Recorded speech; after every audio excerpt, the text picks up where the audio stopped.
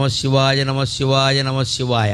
రాత్రి పడుకున్నా సరే నిద్ర పట్టకపోతే నమశివాయ. లేచి మొహం కడుక్కుంటూ ఉంటే నమశివాయ. అన్నం తింటుంటే నమశివాయ. ఎవరన్నా కనపడితే పలకరింపు కూడా నమశివాయ. మీరు ఫోన్ ఎత్తి మాట్లాడవలసి వస్తే నమశివాయ.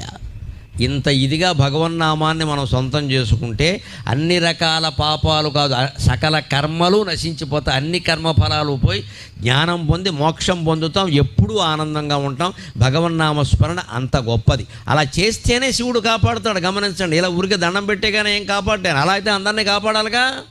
మనం చెయ్యాలి, ప్రార్థన చేయాలి ఖచ్చితంగా. అది ఆర్తితో జరగాలి, కన్నీళ్లు రావాలి ఖచ్చితంగా. ఆ కన్నీళ్లతోనే భగవంతుడి పాదాలు గడగాలి.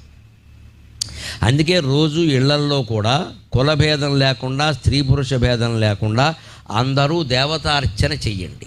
బ్రాహ్మణులు చేసే దేవతార్చన వేరు. వారికి వంశపరంపరగా ఏదో వస్తుంది, వారి పద్ధతిలో వారు చేస్తారు. వారి బాధ్యతలు వారిని చేయనివ్వండి. వారిలాగా చేద్దామని